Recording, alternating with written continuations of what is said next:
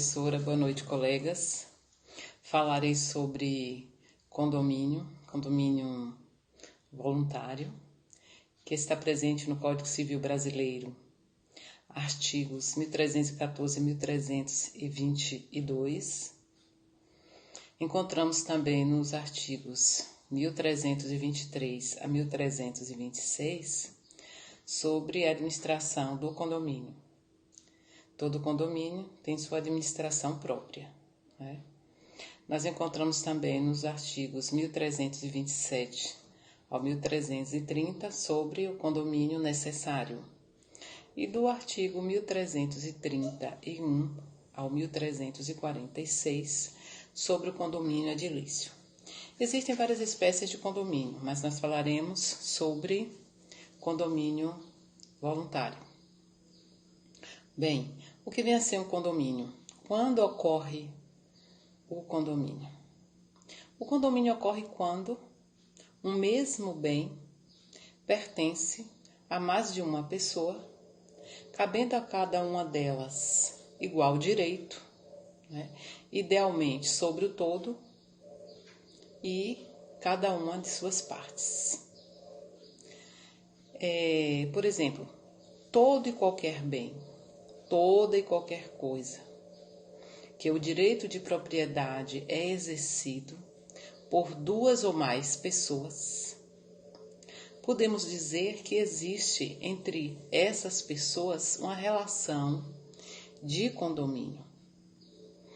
Nesse caso específico, condomínio geral. Bem, o que vem a ser um condômino? O condômino é aquele que, conjuntamente com o outro, né, tem o mesmo direito de propriedade sobre uma coisa, o mesmo que coproprietário. E o condomínio voluntário? O condomínio voluntário é a copropriedade resultante, né,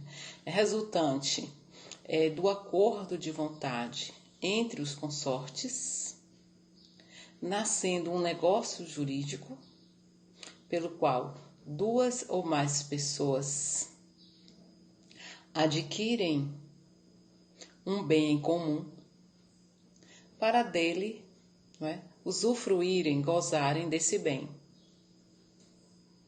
Então, esse é o conceito de condomínio voluntário. Bom, seu Gustavo, para o senhor poder entender melhor, eu vou explicar ao senhor. O senhor me explicou que comprou um imóvel com seus dois irmãos. Vocês aí fizeram um condomínio voluntário. O que seria esse condomínio voluntário? É quando duas ou mais pessoas têm a propriedade de um bem, pode ser móvel ou imóvel, e por vontade própria, né? Como vocês dividiram esse imóvel, nós chamamos que cada condômino, quer dizer, cada pessoa desse condomínio é chamado de condômino. Ele tem um quinhão. O que é o quinhão? É a fração do todo que é dividido entre vocês. O valor do imóvel foi dividido em partes iguais? Foi dividido em partes iguais. Pronto. Então, todos os três têm o mesmo quinhão, o mesmo valor dentro desse condomínio. Assim, segundo a jurisprudência, né, o entendimento da jurisprudência, nos condomínios voluntários, o exercício da posse de um condômino jamais pode excluir os demais, quer dizer, todos os três têm a propriedade e todos os três têm a posse desse imóvel. Não pode ocorrer a exclusão da posse de nenhum desses condôminos. Revela-se necessário que aquele que exerce a posse venha a ressarcir os demais. Seria uma espécie de aluguel, entre aspas, porque não vai ter um contrato de aluguel, mas o senhor tem que dar o valor que seria a parte deles. Estava alugada por que valor o imóvel? 1.200, como o senhor explicou, né?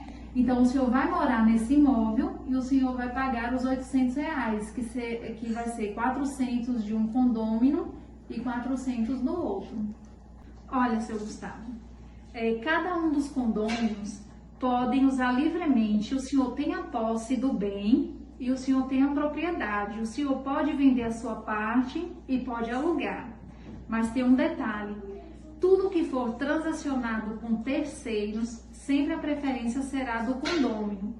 Se o senhor resolve vender a sua parte, o seu quinhão, o senhor os outros condôminos devem estar cientes e a preferência é deles. O senhor não pode negociar com um estranho, com um terceiro, sem dar a preferência, no caso, aos seus irmãos. Aí os seus irmãos devem estar cientes e devem se manifestar no interesse de comprar a sua parte. Tá bom, doutora. Deixa eu explicar direitinho ao senhor para que o senhor possa entender. Se o senhor fizer essa negociação com um terceiro e um dos condôminos tiver interesse nessa parte, o senhor não comunicou a eles, ele tem um prazo de 180 dias para depositar o valor e tomar propriedade da coisa. Então, o passo a ser tomado, primeiramente, é o senhor se comunicar com os outros condôminos e ver a manifestação deles de interesse na parte do senhor. Gente, eu vim falar com vocês hoje sobre condomínio necessário. Como meus colegas já explicaram nos vídeos anteriores, a gente sabe que condomínio é aquela posse que recai entre duas pessoas, né? Tem um carro, comprei um carro conjuntamente com minha irmã, eu e ela, a gente tem um condomínio desse carro. Ou seja, o que é o condomínio necessário, popularmente chamado pela doutrina de condomínio forçado ou condomínio legal?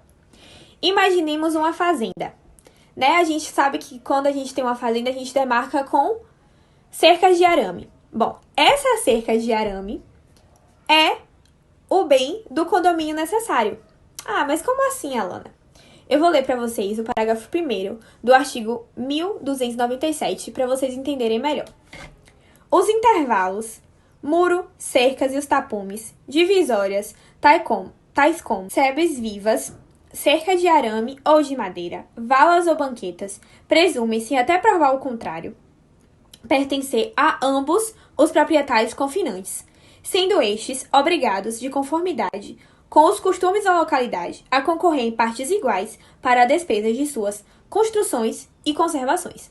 Ou seja, aquela cerquinha de arame, né, que divide ali a fazenda, ela não é só minha, nem se for meu vizinho construir, seja só do meu vizinho. Ela pertence a mim e a ele. E nessa cerca, tanto eu quanto ele temos o condomínio necessário. Os artigos que regulam, né, o condomínio necessário, ele vai do 1327 ao 1330. Só que aí vocês falam, oxe, é porque ela leu 1297 anteriormente. Porque no artigo 1327 está descrito o quê? O condomínio, por meação de paredes, cercas, muros e valas, regula-se pelo disposto no Código, nos artigos 1297 e 1298, 1304 a 1307. Ou seja, todos esses artigos falam sobre o condomínio necessário. Mas aí vocês devem estar se perguntando, ah, tá, mas se eu construir um muro e meu vizinho não me ajudou a pagar o pedreiro, não me ajudou a pagar o cimento, não me ajudou a pagar o bloco, ele vai ter direito sobre esse muro, né? Ele vai poder chegar lá e fazer o que ele quer naquele muro? Não. Esse muro, se ele não contribuiu para a construção do muro, ele não vai ter direito nenhum sobre o muro. É o que o artigo 1330 fala. Qualquer que seja o valor da meação, enquanto aquele que pretende a divisão não o pagar ou depositar, nenhum uso poderá fazer na parede, muro, vala, cerca ou qualquer que seja divisória. Ou seja, se eu construir sozinho aquele muro é meu. Ele não pertence a meu vizinho, ele pertence apenas a mim. Se vocês forem lá nos artigos que falam sobre condomínio necessário, vocês vão perceber que sempre tem a divisão de despesas. Ou seja, se eu não contribuir, eu não tenho direito àquele bem. Então, o condomínio necessário, ele só é exercido no bem se houver a divisão de despesas. Tá, mas se meu vizinho não quiser, né? Eu vou falar, eu vou construir um muro e eu quero que você me dê R$1.000 pra construir esse muro. Ele fala, não é R$1.000 pra construir um muro, né? Aí o que acontece? Quando isso acontece, o código fala que a gente pode chamar um perito para que o perito analise a obra, dê o valor e a divisão que vai ficar para cada um arcar com essa obra. É isso, gente. Eu espero que vocês tenham, né, entendido um pouquinho sobre o que é o condomínio necessário e que esse condomínio, né, essa modalidade de condomínio, ela está expressamente ligada ao direito de vizinhança. Então, assim, tudo que cabe ao direito de condomínio tem que estar nos limites do direito de vizinhança. Boa noite, turma. Meu nome é Ricardo e hoje eu vou falar um pouco sobre o dever do condômino e a administração do condomínio.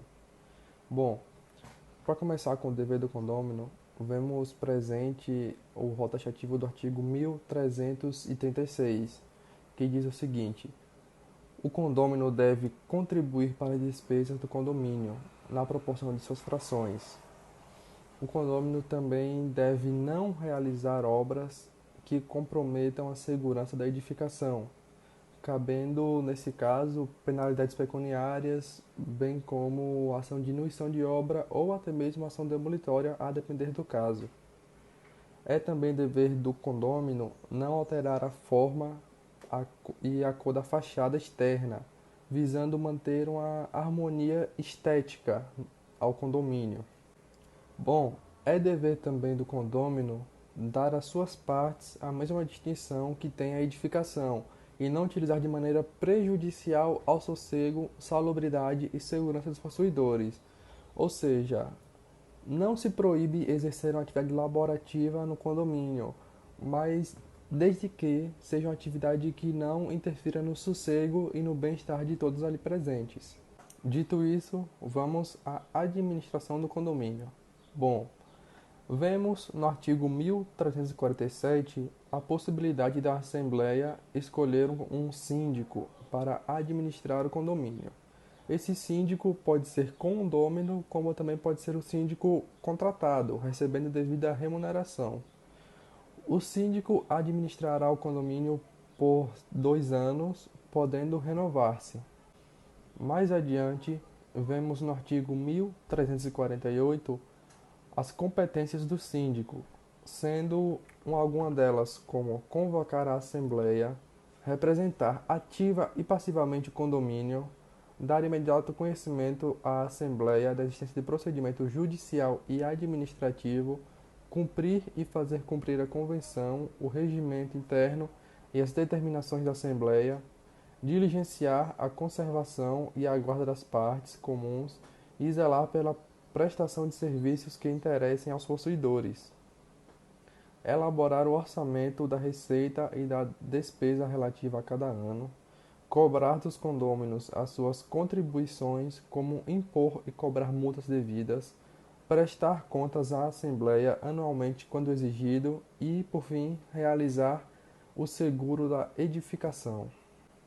O síndico pode também transferir total ou parcialmente seus poderes a outrem, poderes como representação ou as funções administrativas, ficando assim estabelecido um subsíndico ou um vice-presidente.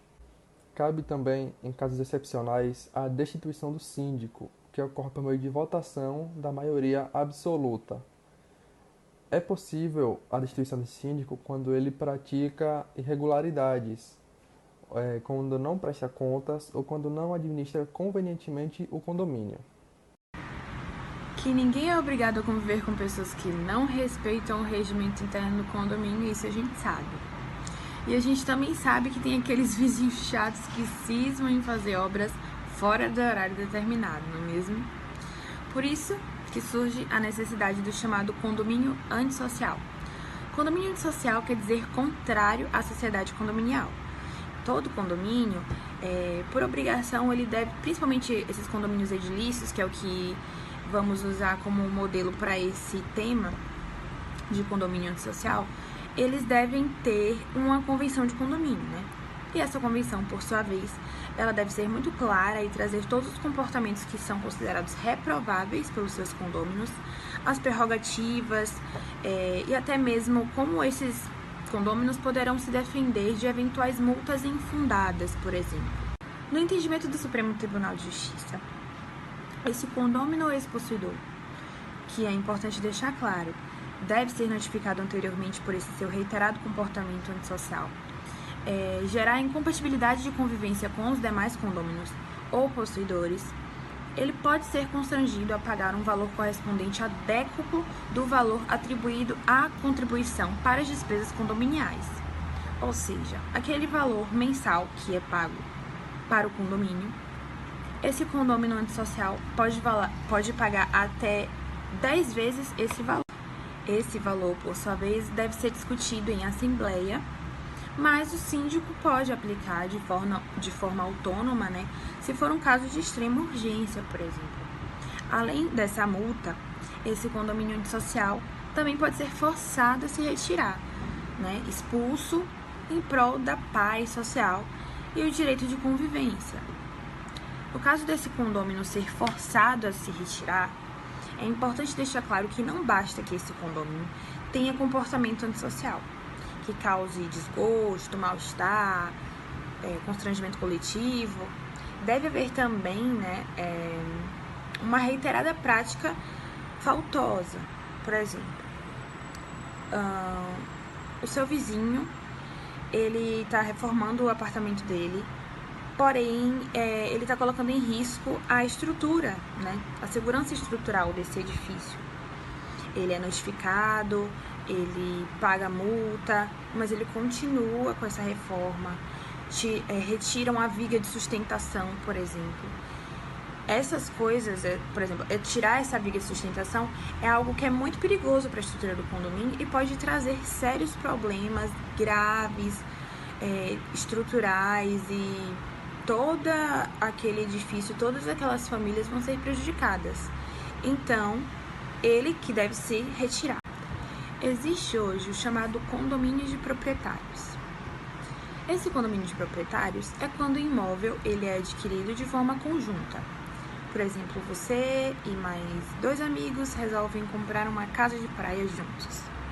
Vocês têm um condomínio de proprietários. Ou, por exemplo, um bem que foi adquirido através de distribuição de herança, que geralmente tem mais de um proprietário, né? 2, 3, 4, vários. Nesses casos, todos esses proprietários eles precisam estar de acordo com a destinação desse imóvel. Então, vai vender? Não vai vender? Vai locar? Vai mantê-lo desocupado? Qual vai ser o valor que vamos pedir? Como a gente vai dividir essas despesas de manutenção desse imóvel? Quando existem essas divergências e os donos eles não estão entrando em comum acordo, para desfazer esse condomínio é necessário dividir esse imóvel em partes. E essas partes devem ser divididas de forma equivalente à porcentagem que cada condomínio possui do mesmo. Para extinguir esse condomínio de proprietários, é importante transformar esse imóvel, que é algo indivisível, em algo divisível, em dinheiro especificamente. Meu nome é Marco Jatobá e eu vou falar um pouco sobre condomínio de lotes e multipropriedade. Condomínio de lotes é o mesmo que condomínio fechado. Os lotes ou terrenos são propriedades exclusivas de uma pessoa, unidade autônoma. A pessoa também divide com os demais a propriedade sobre áreas de uso comum, como espaços de lazer, áreas verdes e ruas de acesso. Não se confunda, o condomínio de lotes não é o mesmo que loteamento, pois no loteamento o interessado compra apenas na localidade. A lei que regula é a Lei nº 13.465 de 2017. Um dos assuntos que essa lei dispõe é a regularização fundiária rural e urbana, alterando o Código Civil brasileiro, e é necessário o capítulo destinado ao condomínio edilício. Estando previsto no Código Civil, o condomínio de lotes é um desdobramento do condomínio edilício. Os empreendedores têm áreas de propriedades exclusivas dos condôminos, que são unidades autônomas, e áreas de propriedade comum. Essas unidades são apartamentos, casas, e cada uma possui uma matriz própria no cartório de imóveis. As regras do condomínio estão previstas no Código Civil, Convenção de Condomínio e Regimento Interno. No condomínio existem regras de convivência, uso de áreas comuns, assembleias, normas sobre gestão de lixo, direitos e deveres, lei do silêncio e horários de mudanças. A multipropriedade está prevista no artigo 1500 do Código Civil. É o regime de condomínio em que cada um dos proprietários de um mesmo imóvel é titular de uma fração de tempo, ao qual corresponde a faculdade de uso e gozo com exclusividade, na totalidade do imóvel a ser exercida pelas propriedades de forma alternada. Foi utilizado pelo proprietário. Na prática, o mesmo imóvel terá diversos donos, cada um deles apenas uma fração do valor total da propriedade. O timesharing acontece quando os adquirentes possuem uma propriedade e podem utilizar o bem por quantidade de tempo previamente fixado entre os donos. Exemplos de propriedades. Alguns exemplos são os resorts, casas de veraneio, recantos de repouso e férias, e os direitos e os deveres dos coproprietários estão previstos no artigo 1358-I do Código Civil e no artigo 1358-J. Boa noite a todos. Estarei agora falando sobre condomínio de fundo de investimento. Como diz o caput do artigo 1368 do Código Civil, o fundo de investimento é uma comunhão de recursos constituído sob forma de condomínio de natureza especial destinado à aplicação em ativos financeiros, bens e direitos de qualquer natureza. Basicamente pessoas que unem seus recursos para aplicação em algum ativo financeiro, em algo que possa lhe gerar algum ganho devido ao mercado. Existe o risco de elas perderem, é lógico, né? E quando elas se unem, formam um condomínio. Afinal de contas, os recursos, o dinheiro existente é de todas elas. Cada uma dessas pessoas tem uma cota desse fundo de investimento. E esse fundo de investimento tem um gestor. Né? Esse fundo pertence a um operador. Existe o banco, né? A corretora, e o banco possui vários fundos, cada fundo com um gestor. Cada um investidor é chamado de cotista, e todo fundo de investimento ele é regulado, fiscalizado por uma autarquia federal chamada de CVM, Comissão de Valores Mobiliários.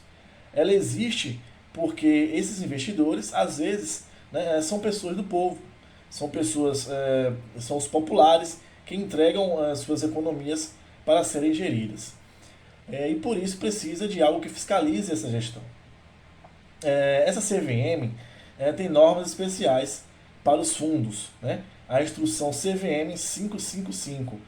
Inclusive, o próprio Código Civil diz que esse condomínio chamado de fundo de investimento não se submete às normas do condomínio geral do próprio Código Civil, e sim se submete às normas da CVM, que são normas especiais. Existem alguns grupos de investidores no mesmo fundo, mas com patrimônio separado, ou seja, patrimônio segregado. Por isso que a lei permite que cada classe de investidor tenha uma separação de patrimônio só para ele, né? A própria CVM divide os investidores em 3 tipos: os moderados, os agressivos e os conservadores. O projeto de lei número 1179, que originou a lei número 14.010 de 2020, criada em regime emergencial transitório de direito privado, diante dessa profunda crise sanitária, conforme seu artigo 11, em caráter emergencial até o dia 30 de outubro de 2020, além dos poderes conferidos ao síndico pelo artigo 1348 do Código Civil, poderia o síndico restringir a utilização das áreas comuns para evitar a contaminação pelo coronavírus.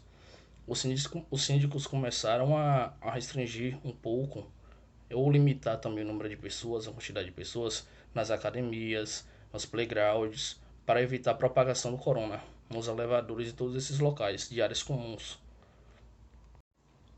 Também gerou grande polêmica e motivou o veto quando os síndicos começaram a restringir ou proibir as realizações de reuniões e festividades e também o uso de abrigos por terceiros, inclusive das propriedades exclusivas dos condôminos, como medida provisória necessária para evitar a propagação do corona. Vedada também qualquer restrição ao uso exclusivo pelos condôminos e pelo possuidor do direito de cada unidade. A norma também prevê em seu parágrafo único que não se aplicariam as restrições para os casos de atendimento médico, para casos de obras de natureza estrutural, também para benfeitorias feitas nos imóveis.